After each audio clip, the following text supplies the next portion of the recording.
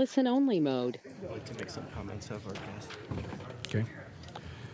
I'd like to call this formal meeting of the Maricopa County Board of Supervisors to order. Madam Clerk, please call the roll. Thank you. Good morning, Supervisor Hickman. Here. Supervisor Galvin. Here. Supervisor Gates. Here. Supervisor Gallardo. Here. Chairman Sellers. Here.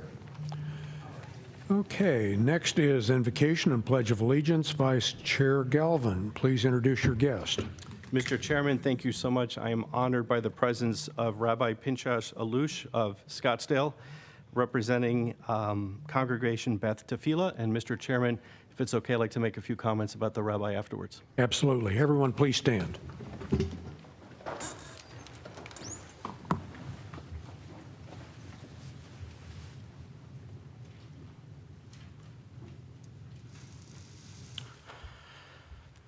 Master of the universe, eternal guardian who neither slumbers nor sleeps, and all are convened here to fulfill one of the 7 Noahide commandments, the commandment to govern by just laws which are based on the recognition of you, God, as the sovereign ruler of all people and all nations. Friends, it is no secret that we live in divisive times. Thus we ask you, O Lord, to teach us to honor the dignity of difference, recognizing that one who is not in our image is nonetheless in your image, never forgetting that the people who are not like us are still people like us. Bless us indeed with the wisdom and the recognition that we can disagree without ever becoming disagreeable, that we can battle ideas without ever battling people, and that our minds can carry differences of opinions, but only if our hearts are united as one. Friends, it is also no secret that we live in difficult times of war. As we gather here today, evil terrorists, particularly in the Middle East, continue to wage war against the very foundations of morality and goodness in our world. Therefore, bless us, O Lord, with ears to hear, eyes to see, hearts to feel, and hands to do everything in our power to partner with you, our beloved God, and to support all of your forces of good in our world. Grant us humility and courage, strength and compassion, sensitivity and vision, grace and empathy, so that we may continuously bring honor to your name and your blessing to humankind. As we consider today the great responsibilities we have for our fellow citizens in our great state of Arizona, as we reflect on the sacred trust that we possess and the high hopes that we carry, let us also recognize that we do not bear this awesome burden alone. As King Solomon so pointedly teaches us in the book of Proverbs, trust in the Lord with all your heart and lean not on your own understanding. In all your ways acknowledge him, and he will make your path straight. By the integrity, kindness, wisdom, and good heart of the stalwart body of leaders and friends, continue to shine forth for all to see and emulate, as we commit today and every day to serve as your agents of goodness, your beacons of light, your bastions of hope, your ambassadors of healing to our broken world. Finally, friends, to quote our great teacher Moses, may it be your will that the glory of your presence dwell in the work of our hands. Indeed, may it dwell in the work of our hands, in the hands of our leaders and advisors and supervisors, and in the work of the hands of all of the citizens of our great state and of our great country.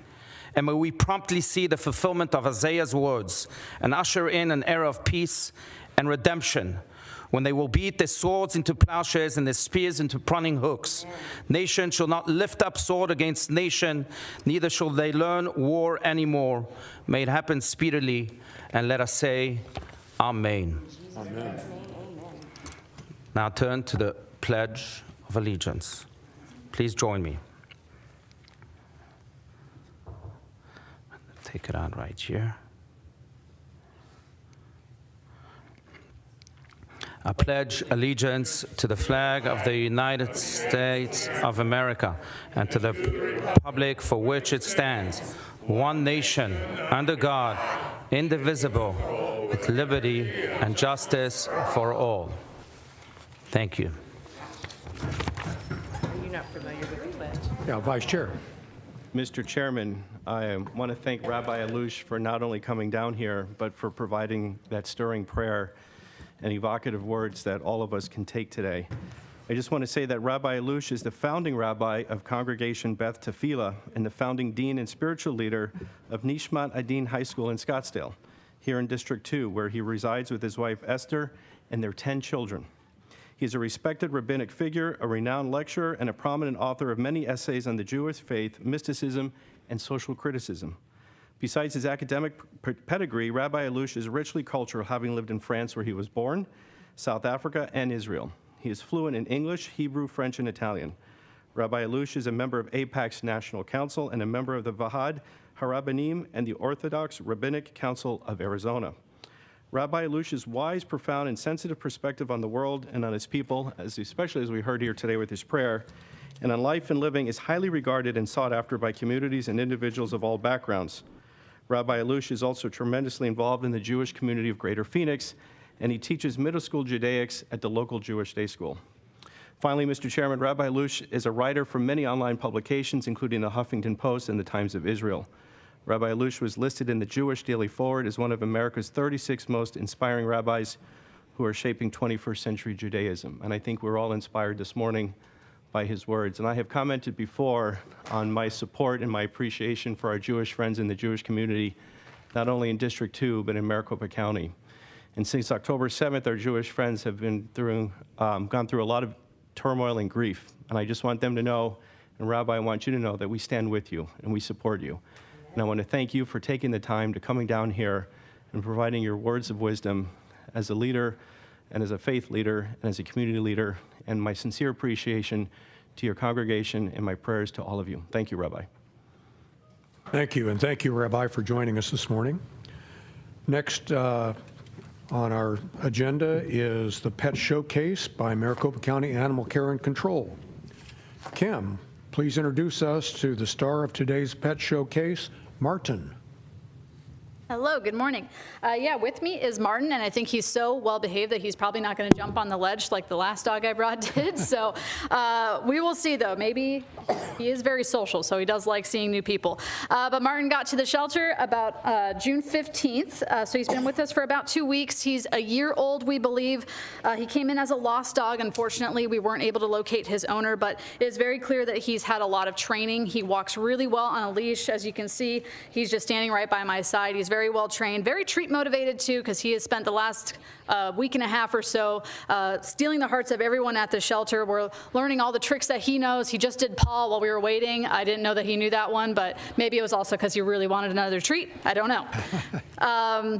He also participated in our Four Paws public walk that's put on by our partners on weekends, and he was able to participate in that. And he also was with Run Buddy on Monday. So Run Buddy comes to our West shelter every Monday, and they help us exercise some dogs with their indoor treadmills. So he loved that. He would be a great hiking buddy when the weather permits, really good adventure buddy, and all-around good dog. He is a certified good boy, and he is at our West shelter, available for adoption. Thank you, Kim.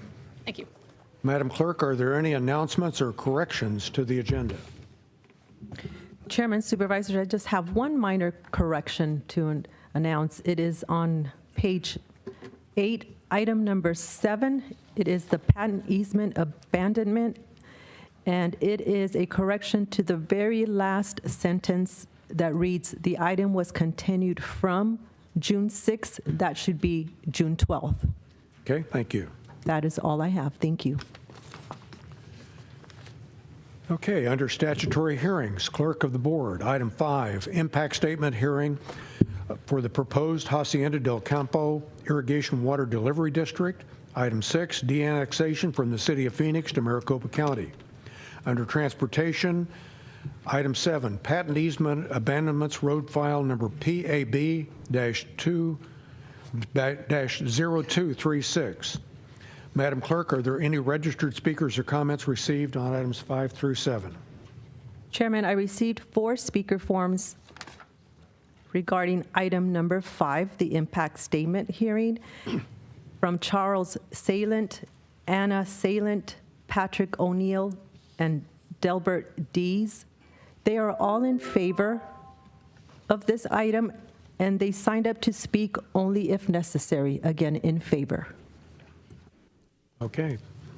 The board will now consider items 5 through 7. Mr. Chair, move approval of items 5 through 7 with the correction that was just mentioned by the clerk of the board. We have a motion and a second. All in favor, please say aye. Aye. Aye. Any opposed? That motion carries. Under County Officers, Board of Supervisors, Item 8, appointments and reappointments to the Community Development Advisory Committee. Item 9, reappointment of the Self-Insured Risk Trust Fund Board of Trustees. Item 10, authorization to negotiate IGA with City of Mesa. Under Constables, Item 11, fix the salaries of constables. The board will now consider items 8 through 11. Mr. Chairman, I'd like to make a motion to approve items 8 through 11. I'd also like to make a comment about number 10, please. We have Second, Mr. Chairman. a motion and a second. All in favor, please say aye. Aye. Aye. Aye. Any opposed? That motion carries. Vice Chair. Mr. Chairman, thank you. I'm very excited for item number 10, which is a project that we're doing with the City of Mesa, which is the largest city in District 2. This involves the Mesa Firefighter Memorial, the Mesa Historical Society, and the Mesa Idea Museum. As the City of Mesa grows, I believe it is important to continue investing in community centers and gathering places that contribute to Mesa's cultural vibrancy and overall well-being. The Mesa Firefighter Memorial honors and celebrates the dedication of Mesa's firefighters and pays tribute to those who put their lives on the line for our community every single day. The Mesa Historical Society is dedicated to exploring and preserving the region's heritage. And the Mesa Idea Museum offers hands-on activities and art exhibitions for kids of all ages and focuses on supporting early learning, nurturing creative thinking, and engaging families in quality experiences. And Mr. Chairman, I'm very proud to spearhead this program on behalf of District 2 and our Community Solutions Funds, because as you can see, all of these facilities are inspiring our youth by either teaching them about the sacrifices made by our first responders or having them learn about the wider world. And I'm very excited and proud that this project and funding provided by the county will help further the mission of these 3 facilities. Thank you, Mr. Chairman. Thank you, Vice Chair. Okay, under County Attorney, item 12, grant funds from the Arizona Auto Theft Authority. Item 13, amend agreement with Phoenix Children's Hospital. Item 14, grant funds from Arizona Criminal Justice Commission. Item 15, appointments. Item 16, agreement with Child Help. Item 17, MOU with New Life Center. Item 18, replacement of fleet vehicles and exemptions from markings. Item 19, grants appropriation adjustments. Under School Superintendent, item 20, IGAs with school districts for election services. Chairman, I do have some speaker forms. I have one speaker form from Leslie Shepard. She wishes to speak on item number 13. That is the amendment to agreement with Phoenix Children's Hospital. Don Adams wishes to speak on item number 14, grant funds from Arizona Criminal Justice Commission. And Barbara Ratty, item number 18, replacement of fleet vehicles. First up is Leslie Shepard, item number 13.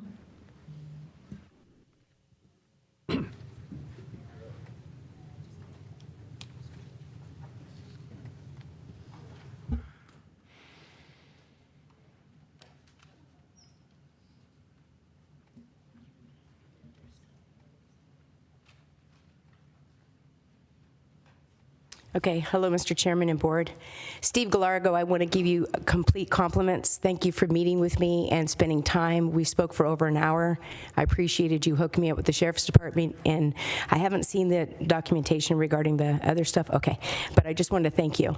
So, okay, so for number 13, there's several items I wanted to speak on that kind of tie in with that. Before we started, I thought it would be necessary to bring to your attention that this right here, it's a statute. It's 11251-18, number 2.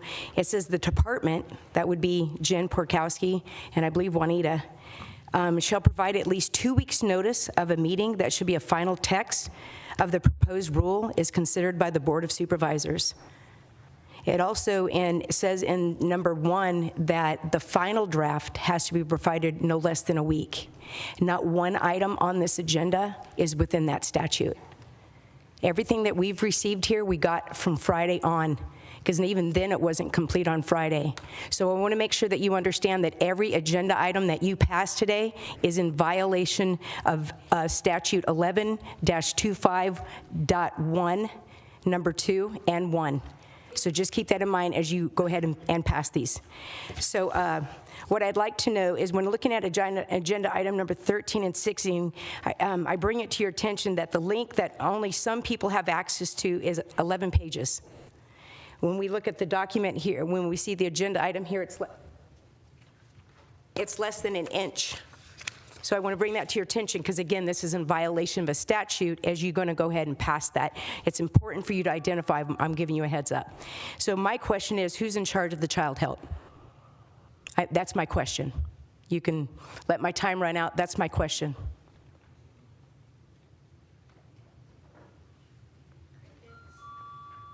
The board will now consider items 12 through... Nope, I asked a question. You always tell us to ask the question and you'll answer it out. We are not out of... I move items 12 through 20. Do not ever speak to me again. You are not the chair. Mr. Liddy, you are out of Second. order. Don't Mr. Chairman, I second the motion. Not the chair. All in favor? Out of decorum. Liddy, an attorney. It's already bad enough, Mr. Shao, that took away rights Chairman, of us if you from would the like, I people. can call the next speaker. Well, we need, We need a vote yeah. on items 13 or 12 through 20. Oh, okay. We have a motion, a second, right, Jeff? Chairman, the next speaker is on item 14. We have other speakers. That is the discretion of the board, of the chairman. He didn't get his turn. Liddy, get out of here. That's, yeah. Mr. Chair, my apologies. I'll withdraw the motion if we want to listen to the other speakers on Absolutely. these items. Yes, My thank you. apologies.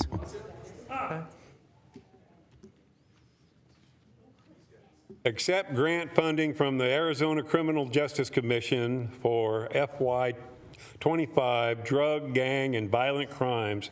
This information is being given to us in violation of statute 11.251.18, statute 11.251.18, number 2. The department shall at least provide at least 2 weeks' notice of the meeting at which the final text of the proposed rule is considered by the Board of Supervisors. This notice shall include entire text of the final version of the proposed rule, and it shall be made available to the public. Therefore, what action, Board of Supervisors, does any of you have a people who swore to uphold the Constitution and somebody who says they follow the statute? So you guys are in violation of a state statute, 11.251.18, number 2. Chairman, next speaker, Barbara Ratty, item number 18. Item 18 is replacement of fleet vehicles and exemption from markings. Approve the acquisition of 2 vehicles. 1 vehicle is a permanent addition to the fleet, 1 replacement for a permanent vehicle. The cost of the 2 vehicles to be paid from RICO funds shall not exceed $150,000. The net impact on the county attorney fleet is 0. Are these going to be electric cars? Last meeting, you approved agenda item 27, which a transition to electric everything, landscaping equipment, vehicles, etc. So are you spending the $150,000 for electric cars on this purchase, and what receipts are you able to provide to show transparency?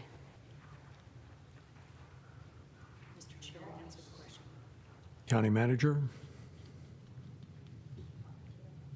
Sir, we have MCAO staff. Catherine Martin is here, if you would like to have them answer that question. Okay, please. Thank you.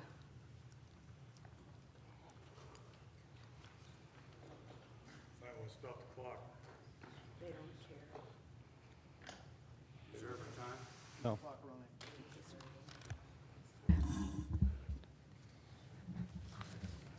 Hello, Mr. Chairman, members of the board. We are replacing 2 vehicles. We have a number of vehicles in our fleet that are regularly used by our workforce, and we are replacing them like for like. Thank you. I couldn't hear her. Did she answer the question? Are the electric cars? She answered to your satisfaction, Mr. Chair? Yes, thank you. We can't hear it. Ask the question No outburst, please. and tell that to Liddy. The question I just was wanna know. answered. The vehicles are being replaced with like vehicles. Next speaker, please. Yes? Chairman, no other speakers. The board will now consider items 12 through 20. Mr. Chair, move approval of items 12 through 20. Second. We have a motion and a second. All in favor, please say aye. Aye. Aye. Any opposed? That motion carries. Under Sheriff, agreement with the Arizona Department of Homeland Security, item 22, building access and non-exclusive license agreement with the Teleport Communications America LLC, item 23, donations, item 24, IGA with City of Tempe, item 25, MOU with Palo Verde Elementary School District. Under Treasurer, item 26, offer on tax deeded land. Chairman, I have one speaker form from Lumar Garza. She wishes to speak on item number 22, building access and non-exclusive license agreement, item number 22.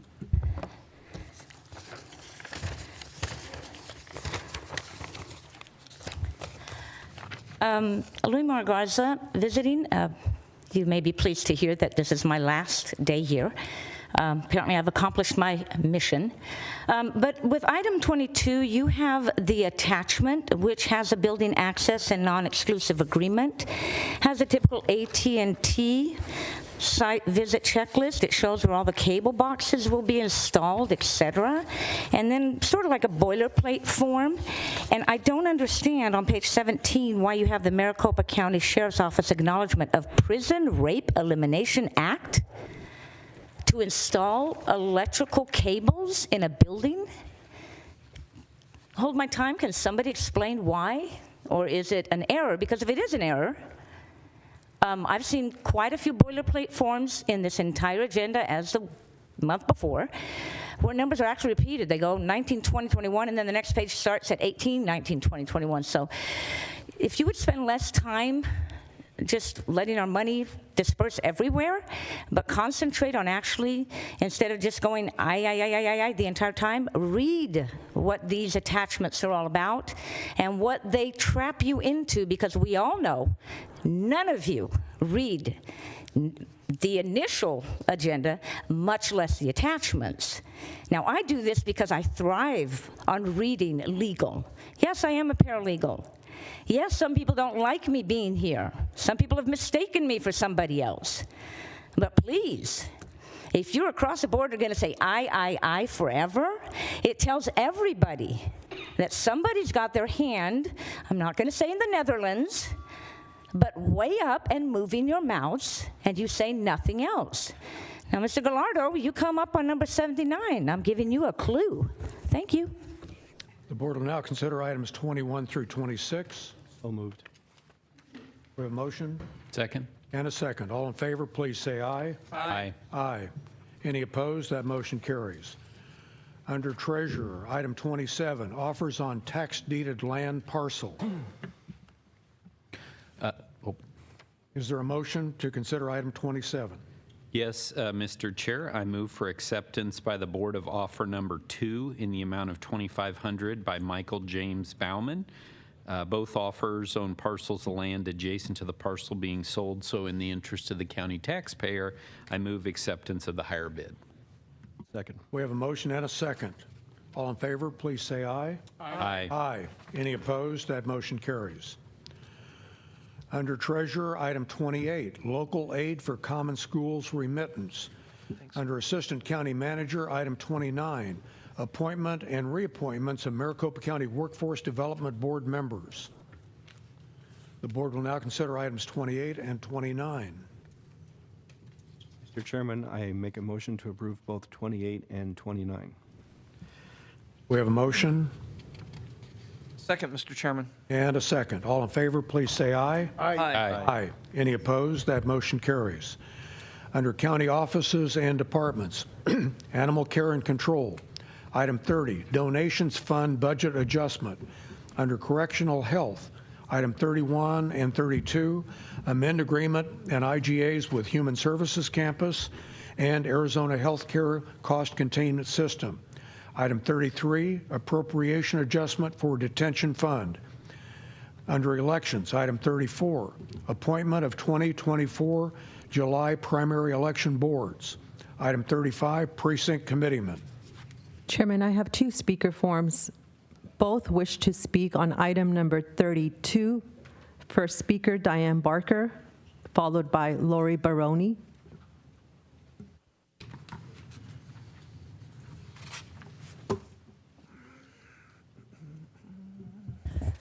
Good morning, Chairman Sellers and Board of Supervisors. I'm Diane Barker in District 5, and I'm coming to you today, which is a week before Independence Day, the passage of the independence by the Continental Congress. And what has evolved is the First Amendment, of which I'm here and the previous speakers are too.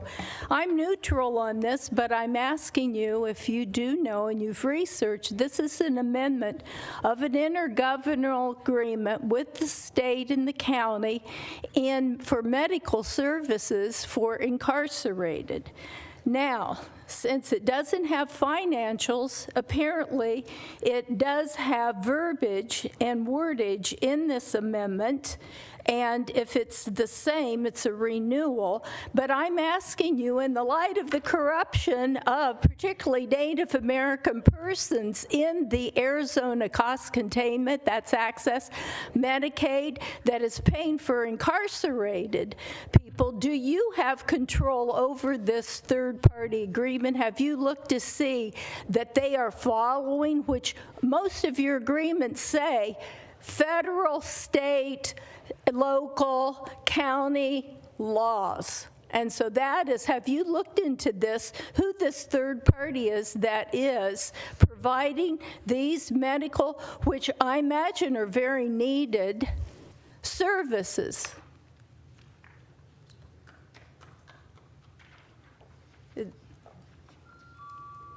Okay, my time's up. Do I get an answer? Mr. Chair, I would direct that question to the county manager. County manager. And Chairman, we have Lisa Struble as the Director of Correctional Health here.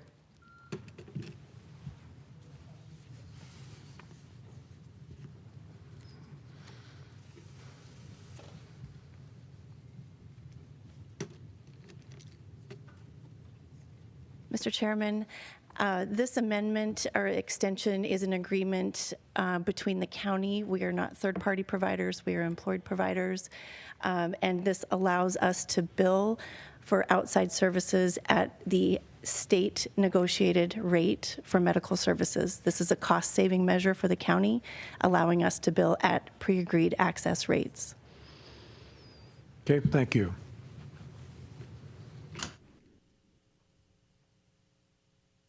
Chairman, next up, Lori Baroni also wishes to speak on item number 32.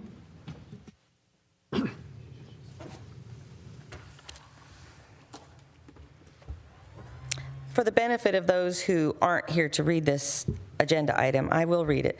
Approve amendment number 18 to an intergovernmental agency agreement between Arizona Healthcare Cost Containment System and Maricopa County by and through the Department of Correction Health Services. This agreement is for third-party claims payment services provided by HCCCS and CHS. They process all outside provider claims incurred due to the incarcerated patient population needing medical services from a healthcare provider outside of the jail system. The purpose of this amendment is to renew for a term of 12 months. This non-financial amendment is effective July 1st, 24, ending June 30th, 25. So my question is, it says that the agreement is for the third-party claims payment services, but my question really belongs to, or goes to, who is in charge of the healthcare cost containment system for Arizona?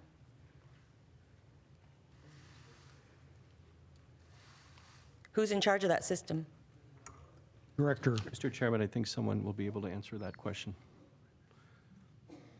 Mr. Chairman, I think we can have Marcy come up and answer that. But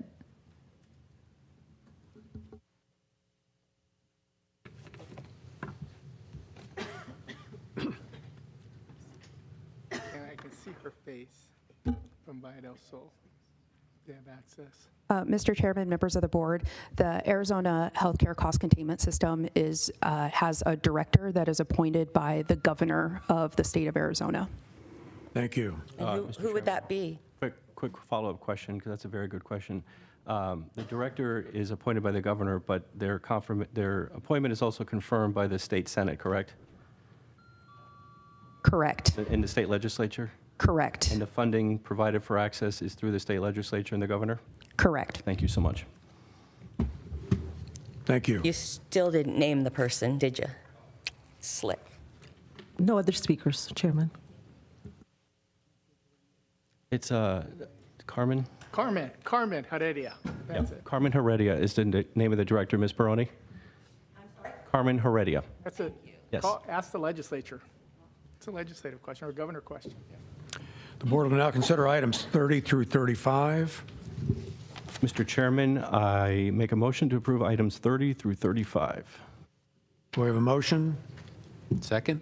And a second. All in favor, please say aye. Aye. Aye. Any opposed? That motion carries.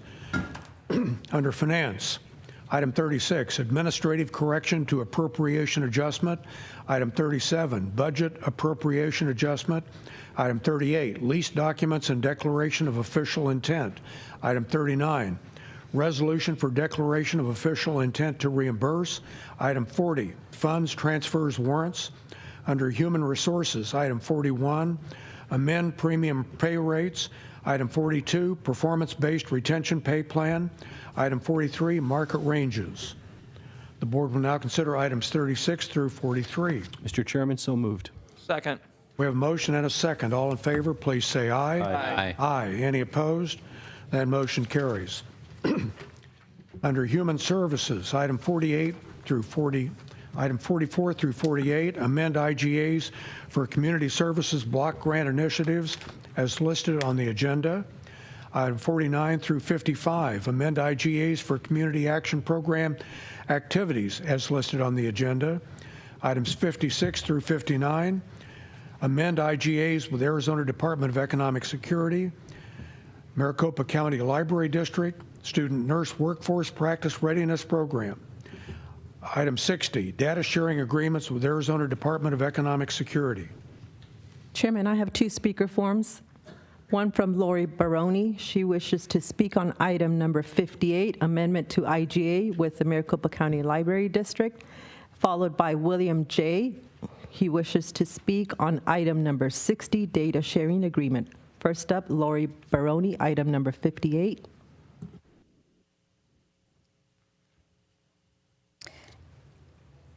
It says to approve a non-financial agreement to the IGA between Maricopa County Library District and Maricopa County Human Services Department. The purpose of the agreement is to integrate the Human Services Workforce Development System and the Library District Social and Community Services Resource Network. The parties agree to support workforce development activities and training efforts that will enable the local employers to attract and retain top talent, as well as provide job seekers with Workforce Innovation and Opportunity Act. Program services, the workforce development coordinators will be located in the Library 2 District. That's all well and good, but I still have never heard anybody address anything about how they're going to be training these people. Are we going to be training them to get these garbage books out of the libraries yet for our children? I mean, I've never heard anybody doing anything yet about protecting our children from the kinds of things that are put in our libraries. Please, are you going to do something about that? Yes or no? Yeah. I mean, we've been begging you for months to do something about the smut that's being given to our children. And here you're going to be training people to be in the libraries and helping the libraries and grow them and get more people to come to them, I'm assuming. But you're not doing anything about the garbage that's in them.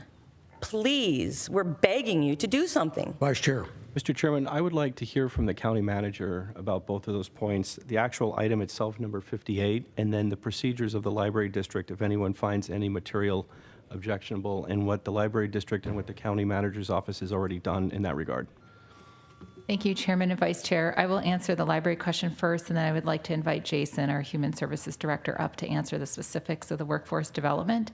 But for the library district, if there is somebody that finds an objectionable book in our library, we do have a process for them to ask for that book to be removed from the library, and then that is reviewed by a panel of librarians. And we also have a process for parents to oversee what books their children are reading. When you sign up, parents have to approve for their children to get a library card. So when you sign up for your child to get a library card, you link your card essentially to their card, and you can see all the books that they have checked out. So we have safeguards in place to empower parents to decide what is appropriate for their children to read. Mr. Chairman, that's for objectionable material, for material that is obscene and unlawful. Anyone who has evidence of the crime should bring that evidence to law enforcement. Thank you. We've brought it here in the past. So generally, law enforcement would be the police, depending on what jurisdiction you're in. If you're in unincorporated Maricopa County, that would be the sheriff's office. If you're in one of the incorporated areas, that would be that police department. Mr. Chair and members of the board, in speaking on the question on the type of activities that are happening in partnership with the library district, the workforce development activities, including really leveraging these partnerships with the libraries so individuals have the opportunity of coming in, getting those type of training classes, getting connected with the internet so they can apply for jobs. And it's a wonderful partnership with the library district, and we're happy to do it. Thank you. Can you clarify again who is supposed to go see the sheriff? Your time is up. Chairman, next up, William J., item number 60.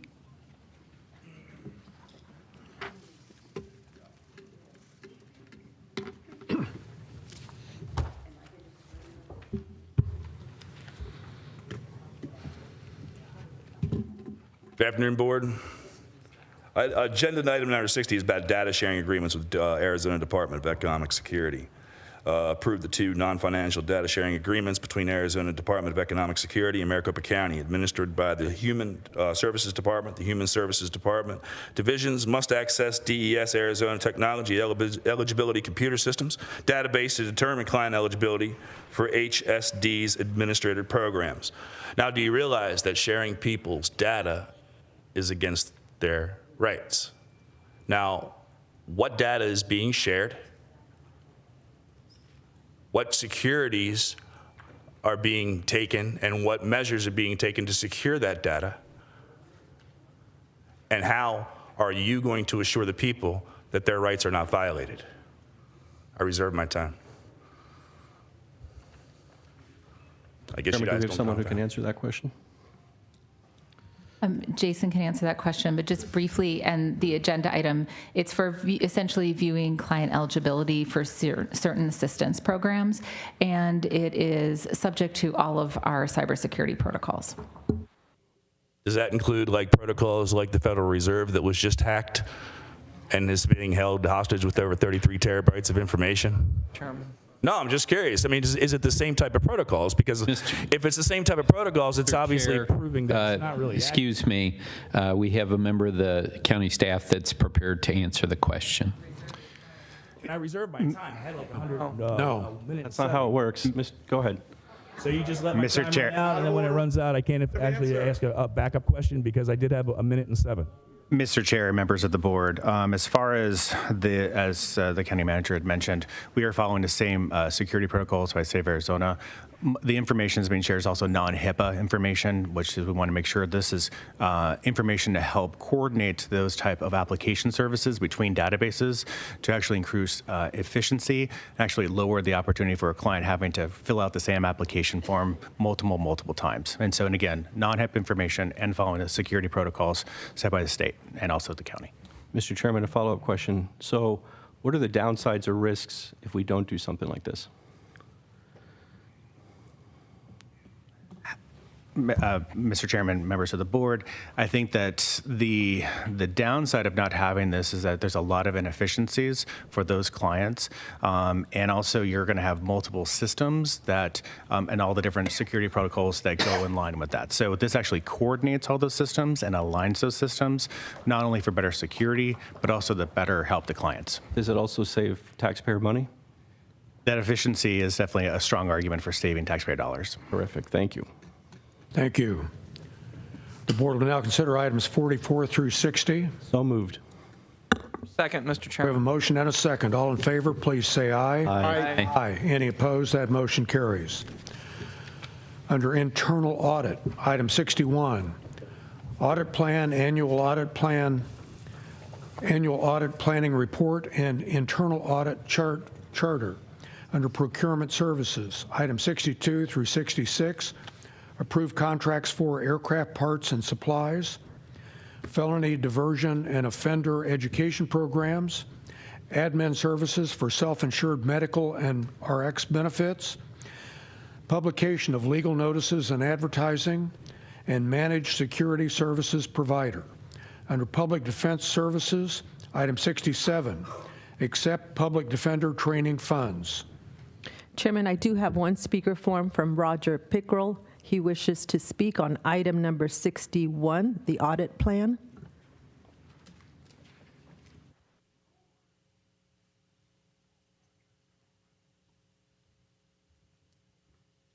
Chairman, Board, thank you very much. Item 61, internal audit departments. You're looking to approve this. It seems like it's been unmodified for 8 years. I simply would like to know who is on this charter that allowed 8 years without any modifications, and which one of you is in charge of that item. Mr. Chair, if we have someone from internal audit who could address this.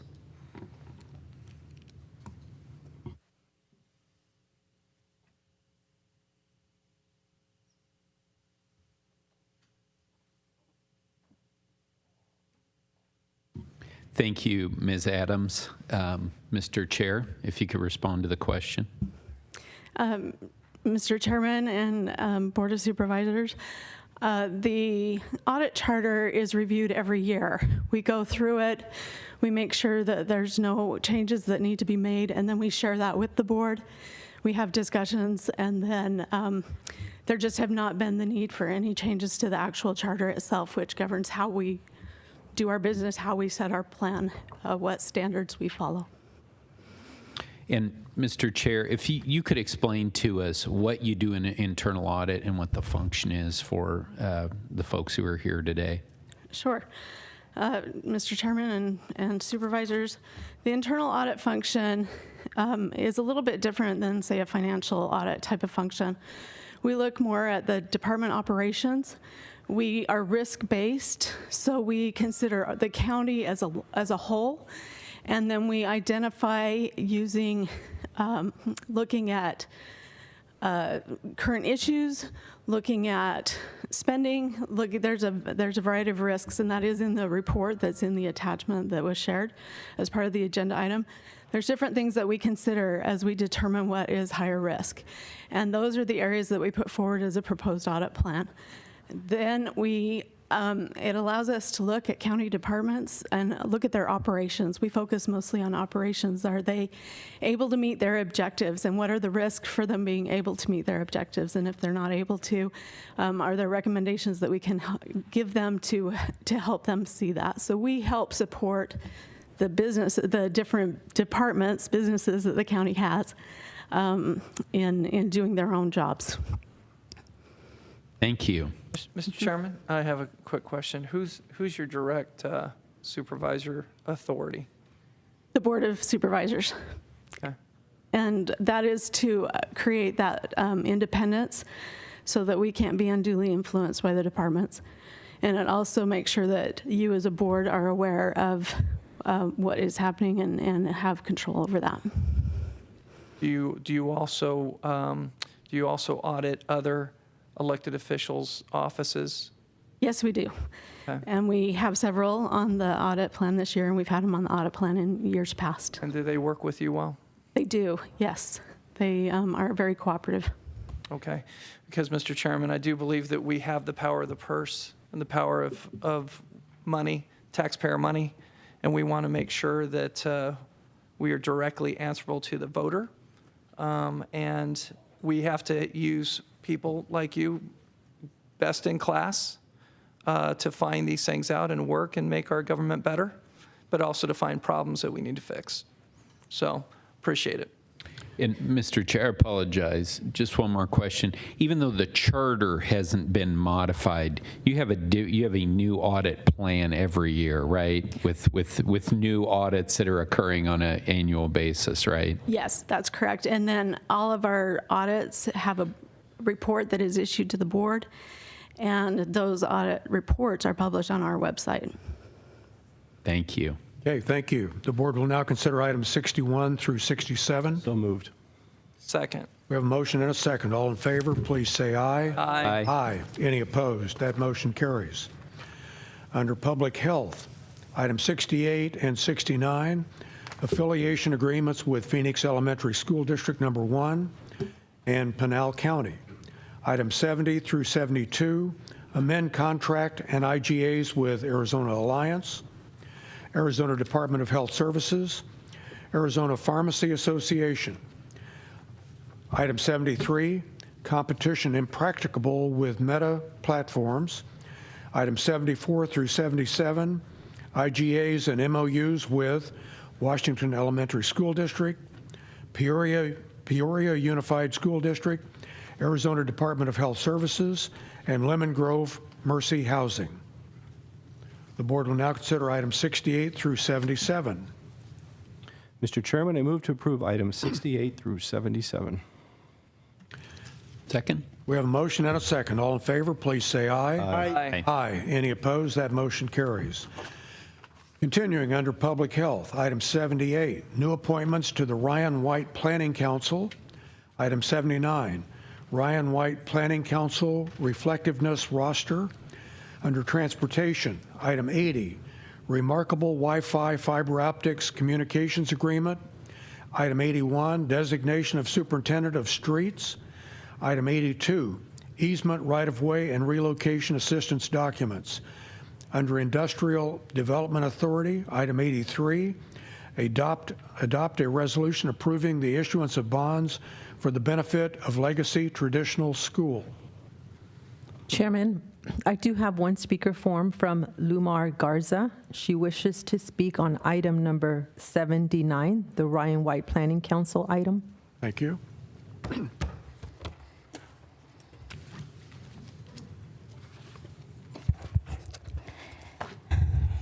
Lumar Garza, as a member of the GL community, many people have asked me, why do you even mention that? It's because everybody has ignored the fact that you pass so many resolutions, ordinances, laws, statutes, et cetera, in favor of mentally fogged individuals that somebody has to come in and kind of enlighten you a little bit.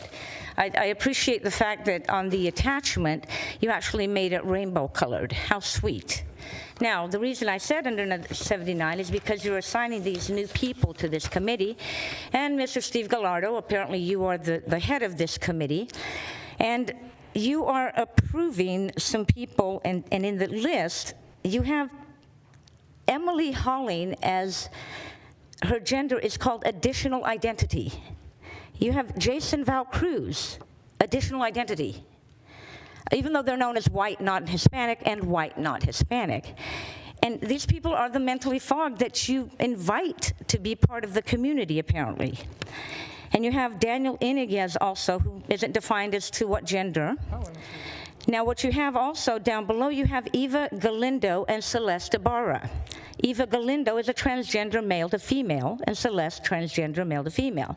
Because apparently there's not enough black, not Hispanic, or American Indian, Alaskan Native people to handle the hordes of GLs that are out there just clamoring to be on a committee for the HIV prevention.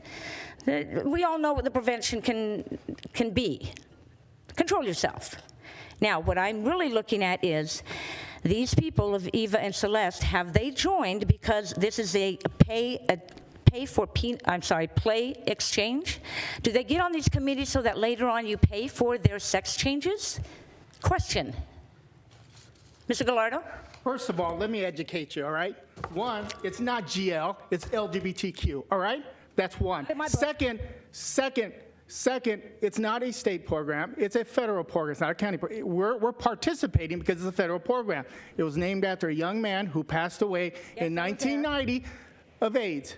And Congress and the president, in their wisdom, decided we need to take on this issue. Republicans and Democrats got together and said, we're going to create a federal program across this country to address the AIDS epidemic. Prior to that, it was Phoenix. Prior to that, let me answer your question. Prior to that, it was Phoenix Positive. Phoenix Positive and the city of Phoenix took on that issue. No, I'm educating you. You're an educator, so I'm going to educate you. Go ahead. Good. Stop talking. So it was Phoenix Positive. Phoenix Positive, they were the ones that actually conducted the program. Once the Ryan White federal program was instigated, then go sit down right now, sit down. Thank you. And I'll finish, Mr. Chairman. Just sit down so I can answer your question. Sit down so I can answer your question. I can educate you so you're not grandstanding and and you're looking silly. You're looking silly because you're not even pronouncing it right. You're calling it GL, not LGBTQ. It's LGBTQ. It's offensive. It's offensive. Nonetheless, Mr. Chairman, this is a federal program. We are required every year to let the federal government know that we are in compliance. We are in compliance. These are new members that have decided to be part of it. The actual Ryan White Council is made up of nonprofits. Folks, our designee, myself, is part of it, as well as folks from the state. We have members that are actually patients of the Ryan White program as well. It's very diverse. You have racial makeup, you have gender makeup. It's a very diverse council. There's probably 25 members on this council that works to distribute services throughout the valley to deal with victims with HIV and AIDS. Has nothing to do with transgender type surgeries or anything like that. It is simply for those that are suffering with this AIDS pandemic. I appreciate the program, and I want to thank the new members on this committee, and I look forward to working with them. Thank you. The board will now consider items 78 through 83. Mr. Chairman, I move items 78 through 83. Second. We have a motion and a second. All in favor, please say aye. Aye. Aye. Any opposed? That motion carries. Under setting of hearings, clerk of the board. 84, bingo license application for St. Stephen's Roman Catholic Church. Under planning and development. 85, planning and zoning, setting of hearings. Under transportation, item 86, road file number A0745, item 87 through 90, patent easement abandonments as listed on the agenda. Chairman, I do have one speaker form from Leslie Shepard, and she wishes to speak on item 84, the bingo license application. Yeah, Mr. Chairman, board, not others who are sitting and watching to address me. Number 84, the bingo license application for Stephen's Roman Catholic Church. We have wonderful patriots in here. They do a lot of digging. It's amazing. We're noticing that Mr. James Halmstead, that he's doing a lot of, I see a lot of redacted stuff, which I get it, because it's personal information as far as addresses and everything. What was puzzling to me is that this gentleman is actually no longer the vicar, and I'm wondering how he's involved with all this deed handing over stuff when he's not even the vicar. Could somebody please answer me how this Thomas James Homestead has something to do with this one? Maybe Jen Porkowski would know. She's paid big bucks to know a lot of stuff, and you guys are supposed to put it on here. You're supposed to have it available to us 2 weeks in advance, the rough draft. You're supposed to have the final draft with all the text, according to the law, available to us within a week. Supervisor That being said, I would like my question answers to know that how Mr. Thomas James Homestead is involved in this agenda item, and how somebody who's no longer the vicar of this is able to do this stuff with the deeds. Please. Mr. Chair, there's been a question raised several times suggesting that we are not fulfilling, not complying with the Mr. Chairman, I'm going to continue talking since he's talking over my time. It's very clear to me that he's not he's in violation of the law, as you guys are giving us problems because we're asking questions because you're not providing to us according to the law how much time you're supposed to give us the information. To stop talking? Listen I have to a Mr. question. Gates. During my time, he has a question. Isn't that amazing? He can't restrain. So far, Chairman, this Liddy person's and out of Gates order. are way out of line. Mr. Chairman, just real quickly, Jack, I have a question on the same regard about, I keep hearing this, and Yeah. you're asking a question. Yes, and I'm happy. Yes, thank you. And I would be happy to give. Order. So I'd like to hear the answer. Yeah, and by the way, and thank you very much, Mr. Chairman, to talk to us. This is Mr. Chair. I'm sorry. We need to take control of this meeting. Yeah, Mr. Chair, you better your handlers are telling you. Ma'am, you're out of order. Liddy telling you what to do. You got Gates and you got Hickman. Handlers. You're out of order. Please sit down. They're out of order as well. Thank you. My apologies, Mr. Chair, but I'm happy to give Leslie, if you choose, as the chair, to give her the full 2 minutes. I was simply asking because there's a suggestion that's being made that we're not complying with notice requirements. That's extremely important. I know to everyone up here on the dais, and I was wondering if perhaps someone from Maricopa County Attorney's Office could address that. But absolutely happy for Ms. Shepherd to have her full 2 minutes. Mr. Chair and Supervisor Gates, I could address that, and also happy if Mr. Liddy would like to address as well, but 11251.18 is the notice for rulemaking. So when the board sets a new rule or regulation, which is actually very rare since you have a moratorium on new regulations, but we follow in accordance with the state statute a very robust process that we call the enhanced regulatory outreach process, which is available on our website. So that process mirrors the state statute and is where we provide all the notice for rulemaking, and we go through several public meetings, several public hearings, and then that ultimately ends up at a board hearing to either approve or deny the rule. This particular state statute does not relate to notice provisions for this particular public meeting, only rules. Thank you very much, Mr. Chair. Okay, the board will now consider items 84 through 90. Move approval. Second. We have a motion and a second. All in favor, please say aye. Aye. Aye. Any opposed? That motion carries. Under consent agenda, item 91, delinquent property tax interest waiver. Items 92 through 93, duplicate stale dated warrants. Item 94, minutes. Item 95 through 96, donations. Item 97, treasurer's collections and disbursement summary. Item 98, tax abatement. 99, redemption of waivers for individuals and organizational exemptions. Item 100, secured, unsecured tax roll corrections. The board will now consider items 91 through 100. So moved. Second. We have a motion and a second. All in favor, please say aye. Aye. Aye. Any opposed? That motion carries. Under consent agenda, continued, item 101, settlement resolution of property tax cases and claims. Supervisor Gates will recuse on this item. Thank you, Mr. Chair.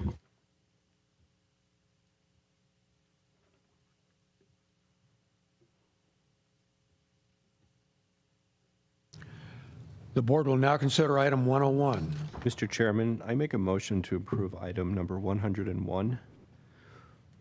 Second. We have a motion and a second. All in favor, please say aye. Aye. Aye. Any opposed? That motion carries.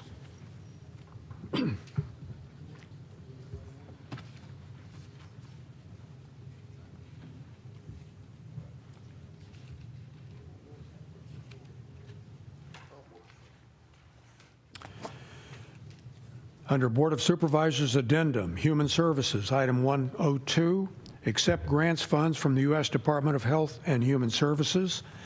Under Human Resources, item 103, revise the Code of Conduct policy and rescind policies.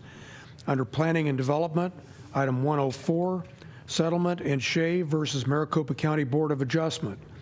Under Public Health, item 105, notice of award from Health Resources and Services Administration. The board will now consider items 102 through 105. So moved. Second, Mr. Chairman. We have a motion and a second. All in favor, please say aye. Aye. Aye.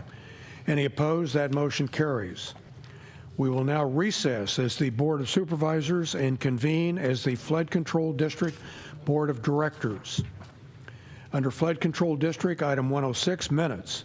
Item 107, easement right-of-way and relocation assistance documents. The board will now consider items 106 and 107. Move to approve items 106 and 107, Mr. Chairman. Second? We have a motion and a second. All in favor, please say aye. Aye. Any opposed? That motion carries.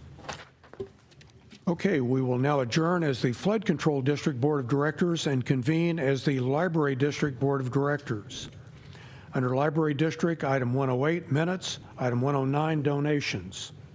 The board will now consider items 108 and 109. So moved. Second. We have a motion and a second. All in favor, please say aye. Aye. Aye. Any opposed? That motion carries. We will now adjourn as the Library District Board of Directors and convene as the Stadium District Board of Directors. Under Stadium District, item 110, minutes. Item 111, appropriation adjustments. The board will now consider items 110 and 111. Mr. Chair, move approval of items 110 and 111. Second. We have a motion and a second. All in favor, please say aye. Aye. Aye. Any opposed? That motion carries. Geez, Steve, you're stadium director. You're supposed to make the original motion. I have faith in my fellow colleagues to move those items forward. We will now adjourn as the Stadium District Board of Directors and reconvene as the Board of Supervisors. Under Board of Supervisors, item 112 is public comment. Madam Clerk, do we have anything to report regarding public comment email responses? Chairman, I do not have anything to report on email responses, but I do have approximately 19 speaker forms here, and I will bring them to you. Thank you.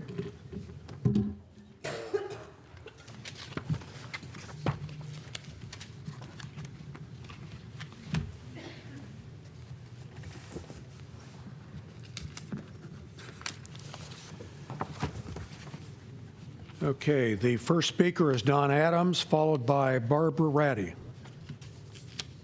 Good morning, Board.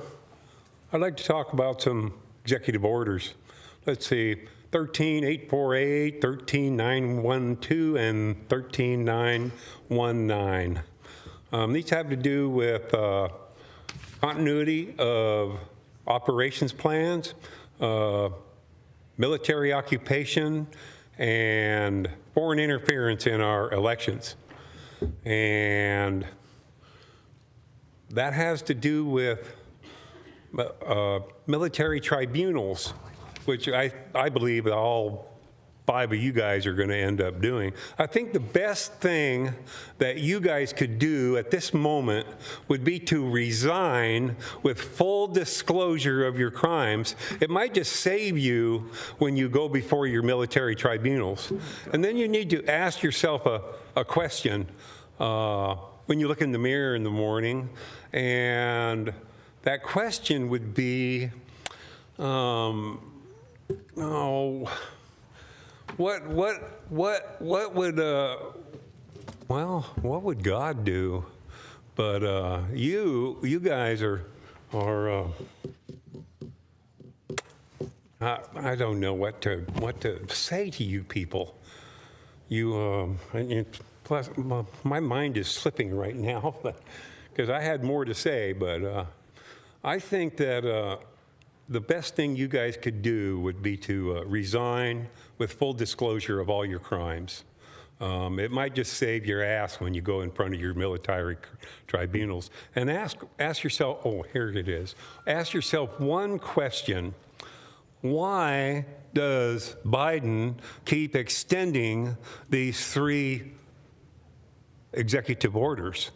Maybe he's just an actor from Central Casting. Barbara Ratty and then William J. Do they have addresses? Okay. Barbara Ratty. I want to tell you about Dr. Bob Branch, who is running to replace Mr. Hickman as supervisor in District 4 in Maricopa County. The board's responsibilities include setting policies, approving budgets, and ensuring fiscal responsibility through careful spending oversight. Additionally, the BOS is responsible for passing resolutions and ordinances that regulate the county's operation. When it comes to our elections, they are also responsible for candidate filings, in-person voting, and vote centers, hiring election workers, and the tabulation of ballots and more. With Dr. Branch in this position, he will get things done and bring honor and accountability to the Board of Supervisors. Dr. Branch states, my candidacy for county supervisor is backed by 7 terms of service in county government as the Commissioner of County Park and Recreation, coupled with my PhD in organization and leadership, uniquely qualifying me with a business leadership skill set essential for this role. I have a proven track record of bringing the vision, collaboration, and inspiration needed for effective county leadership. I am the right leader right now for the county supervisor. Quote, currently, he is serving as the Commissioner of Park and Recreation for the same district he aims to serve as supervisor, a role in which he advises the County Board of Supervisors on managing the county's parkland. Maricopa Park System is ranked the #1 regional park system in the United States. During this time, Dr. Bob Branch managed to generate revenue at a time when the parks were not able to do so before he came on board. He also was able to work effectively with every department, positioning himself as a proven leader. During COVID, he did not allow the parks to be shut down. He states, quote, my understanding of how government collaborates with other government agencies sets me apart from all other candidates, quote. There is so much more that could be said about Dr. Bob Branch and his qualifications for this monster position, just not enough time. Vote for Dr. Bob. William J. and then Ma Evans.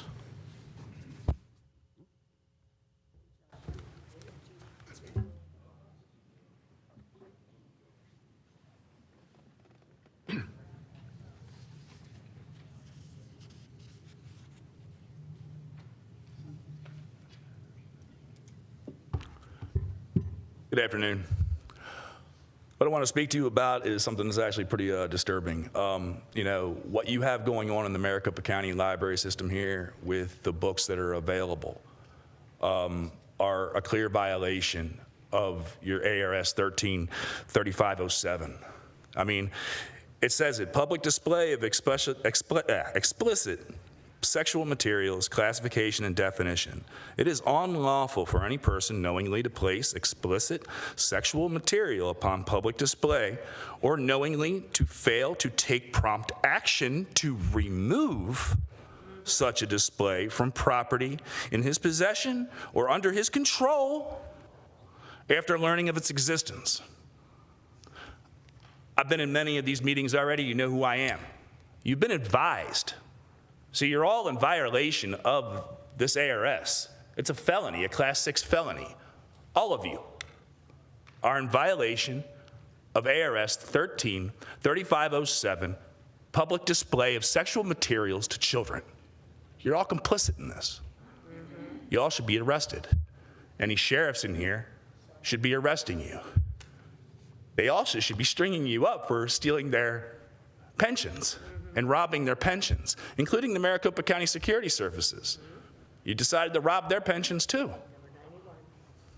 You guys are complicit in a lot of things, including election fraud. Mark Cook, a good friend of mine, he came to Arizona and climbed in you guys up, down, and all around. Your machines are corrupt. You're working with a corrupt company. Dominion, Eric Comer, Runbeck. They print ballots, pre-printed right in Florida, where I'm from. Pre-printed, filled out, signed too.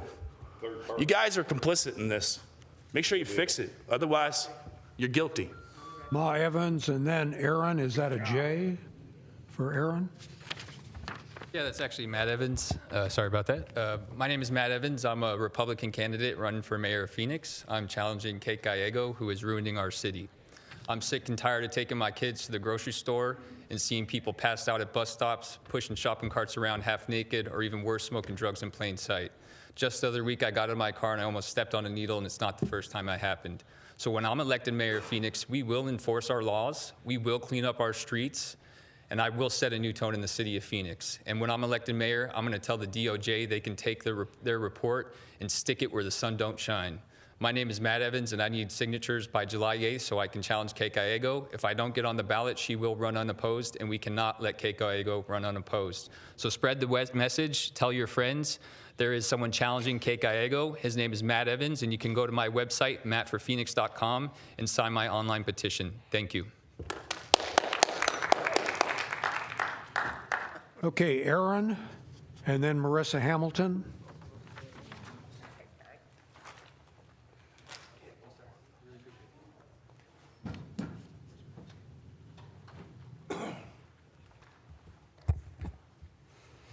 Nice to see you all again. I haven't been here for a few weeks, but I have been following online, and I follow online on your YouTube. Miss Jen, I heard your little mic comments last week during the Get Out of the Library District agenda, this one. You called somebody a tyrant. You said, oh my God, your mic was live. I heard it. My other problem is that you guys don't let us talk on live comments on Facebook. I mean, on YouTube. That's against freedom of speech. Every YouTube live lets you talk. You all know this. It's where we learn a lot. But you guys don't want the negative out there. We're not dumb. So, and then these things at your library.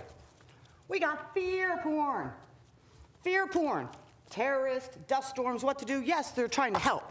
But you're also trying to scare people, guys. Help people. Stop scaring them. And then I'm just going to leave it with Mr. 305 because you guys don't listen to us for anything. So what good does it do? Because you're the III club. Any virus is fear. And when it comes to fear, you can either forget everything and run. I said, or you can. That's her time to step aside. I believe.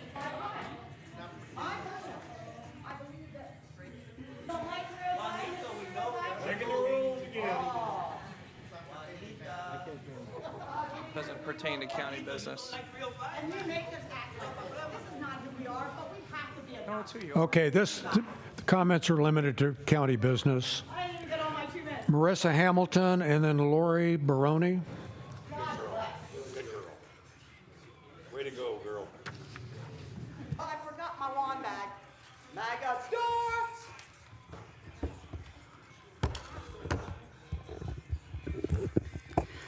Chairman, can you wait to start my time till it's quiet? Okay, thank you. Chairman, Supervisors, I'm Marissa Hamilton. I'm here speaking on behalf of myself. I sent an email to all of you, I believe it was yesterday, because I did some analysis on the voting center locations, and I have some concerns for Election Day. I spoke about this briefly on Monday, but there are 367 precincts that have voters in it that are more than 2 miles away from a voting center on Election Day.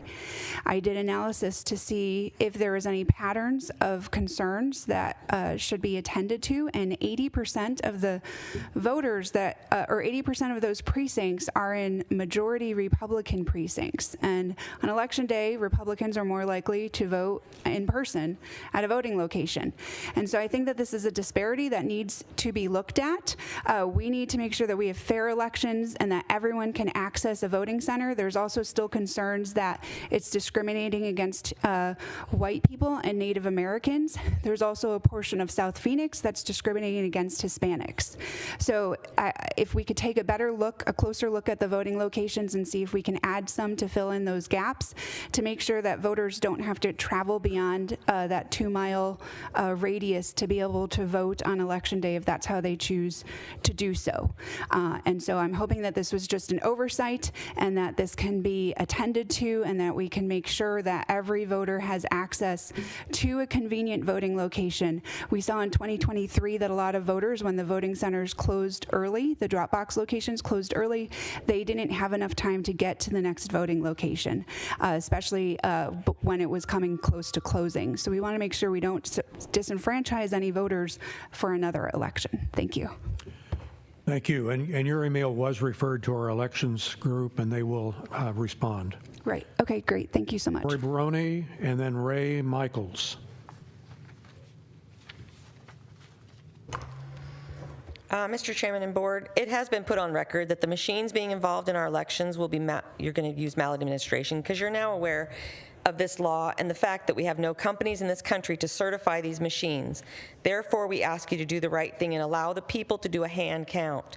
ARS 16-442B allows us to know that machines and devices used at any election for federal, state, or county offices may only be certified for use in this state and may only be used in this state if they comply with the Help America Vote Act of 2002.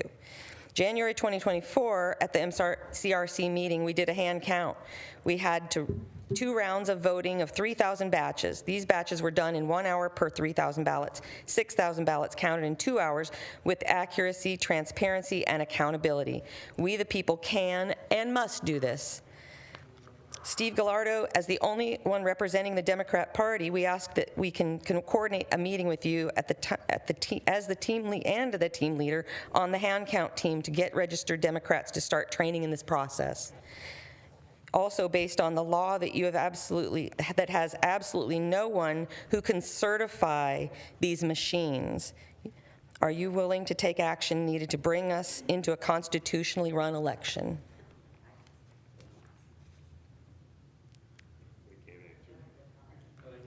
Well, we don't answer questions, and I asked you the direct question. we can't answer questions on public comment.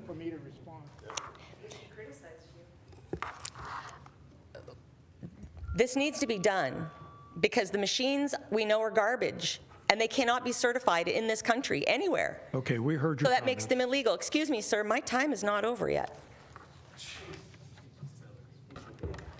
We need this to be done. Hand counts only. Ray Michaels. Ray Michaels, and then Michelle Alter. Both of them had to leave. Ray Michaels. Had to leave. Okay, Michelle Alter. Both left. Mary May Bino.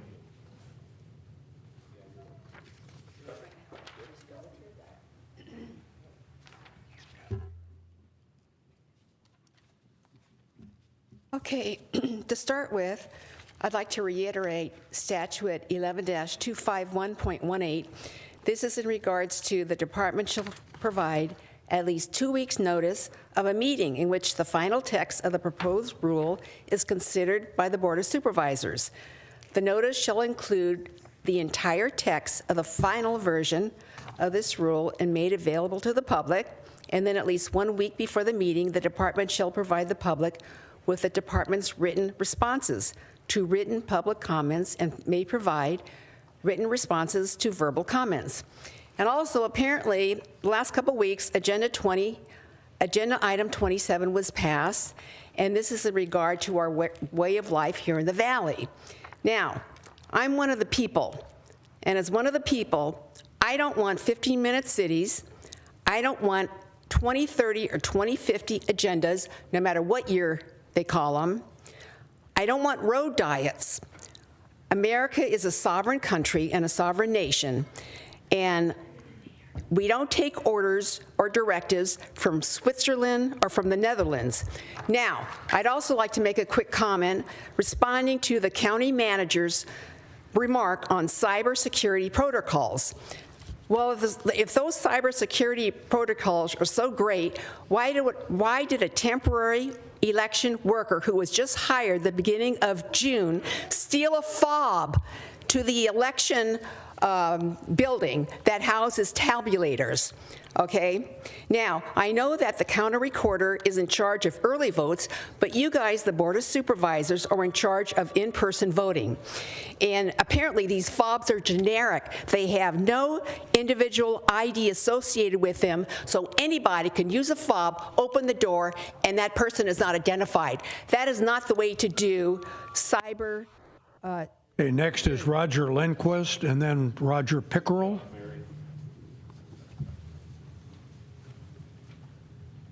Roger Lindquist. Roger Pickerel. I'm coming up there. Come on, Roger. I got to put the name right. Annette Econ on deck.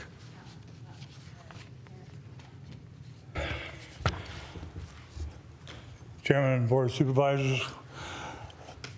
Steve, I got a question for you, if I may. A couple weeks ago, you made us understand that if we had something that we needed to discuss and change a motion, was that true? If we needed to review that, is that still part of the our protocol? I can't answer your, I can't. We don't. Engage. Okay, you don't have to answer, just nod your head yes or no. We cannot. I tried. Okay. Let me But this is remind something you. I know. Let me remind you. We cannot answer questions I in know, public I comment. just tried.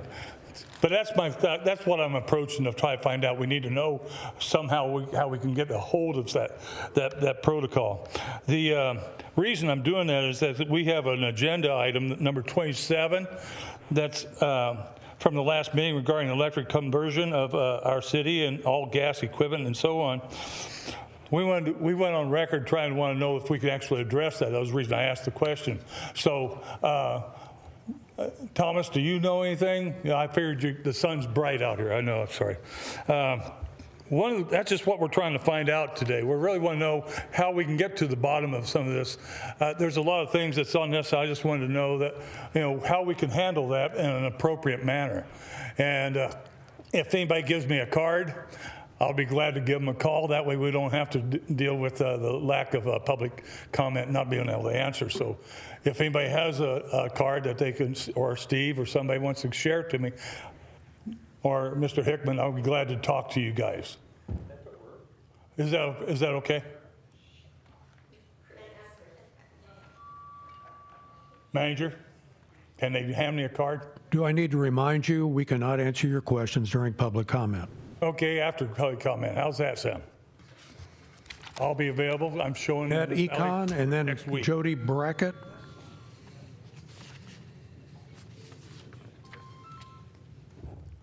Hello, Board of Supervisors. I am so happy to be here today. I have lived in Board of Supervisor District 3 for 42 years. It's been several months since I've been here, and it is very clear to me today that y'all don't even know what you're voting on. Just from the questions that were asked out here and the experts that had to be brought forward, you don't even know what you're voting on, and you're approving things on the agenda. And it also is very clear to me today that you're not even working together on several of these issues. As Steve Gallardo talked about number 79, I was watching your faces, like you were all so surprised. You didn't even know what number 79 was all about as you were watching Steve Gallardo talk about that. So I have some questions for you today. What do you tell your wives that you do? What do you tell your children that you do? What do you tell your grandchildren that you do? How do you sleep at night? I'm dead serious. Is it always been your dream job to be a rubber stamper? Because that's what y'all are. Is this what you've dreamed about doing with your life? Just being a rubber stamper? Your job is to represent the taxpayers of your district. Are you doing that? Do you know what the issues are for the people in your district? Just some questions for you to think about today. Thank you for allowing me to make the public comments. Jody Brackett, and then Luke Portell.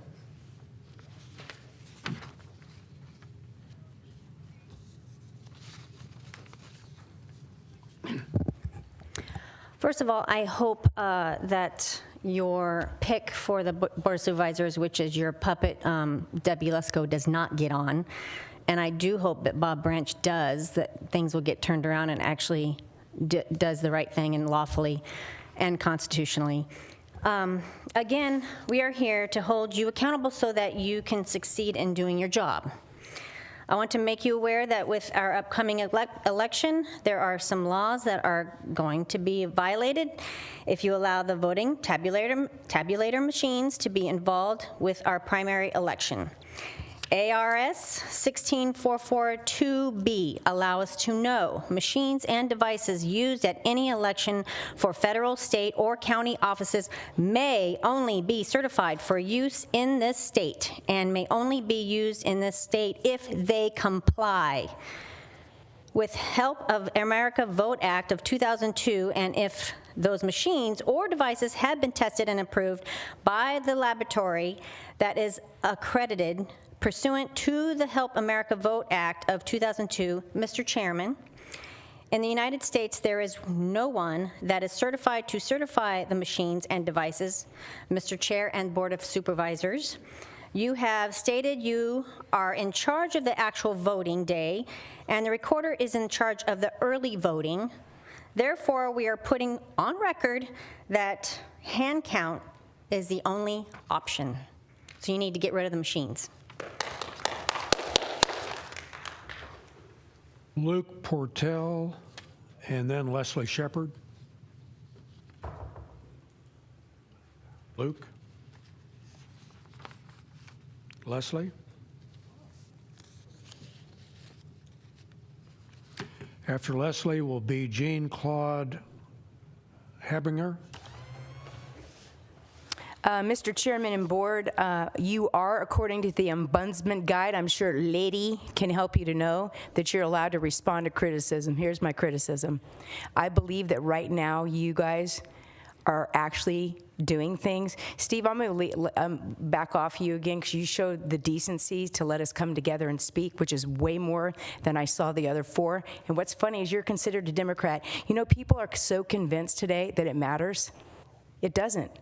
The content of people's character matters, not with stupid little initials next to your name. When you sit there and coddle evil, it's just evil. It never is reduced because of an initial next to your name. We got a lot of corruption in both the parties right now, and people are wanting to coddle it. It makes me sick. So that being said, I'm going to criticize you four Republicans. You are part of our elections being interfered with. You are purposely doing that. There's your criticism. ARS 16442B lets us know that those machines must be certified. Little Jen Porkowski can confirm that. She's good at looking up rules and saying what they apply for and making it convenient. So I'm letting you know, Jen, would you like to read out loud ARS 16442B and put it on the record that there is no machines that can be used unless they are certified, and there are no places in America in which they can be certified? Would you like to go on record on where you plan to get them certified? I am letting you all know, I'm talking to you Republicans, you are conspiring to violate the law in this primary. When those machines are there, you are going to be found more guilty than anyone. You know why? Because there's four of you, and not one of you is doing the right thing. I've only seen one of you that actually stand up there to get time with us, and that's the Democrats. So you know what? There's no difference in the party, and you are a disgrace, Thomas Galvin. I can't even set up time with you. Jean-Claude can't make out the last name. Jean-Claude. And the last person will be Miramar Zybuth. Yeah, thank you for having me. My name is Jean-Claude Abineza. I'm a genocide survivor from Rwanda. I just thank you all for having me as a foreigner. I've been here 12 years. I lost my family, entire family in the genocide.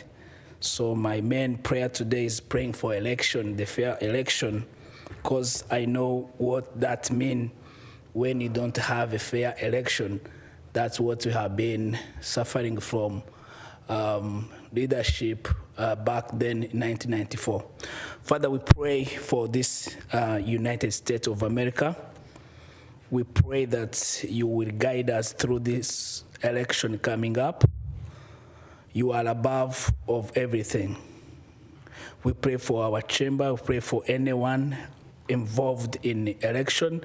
Also, I know that there are some Africans who are not able to vote yet, but Father, I pray that when time comes, we'll have a voice.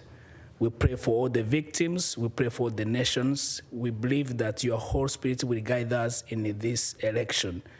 Father, guide us, guide our leadership, guide the White House, and whoever is involved in decision-making. In Jesus' name we pray. Amen. Thank you. Okay, the last speaker is Miramar Garza.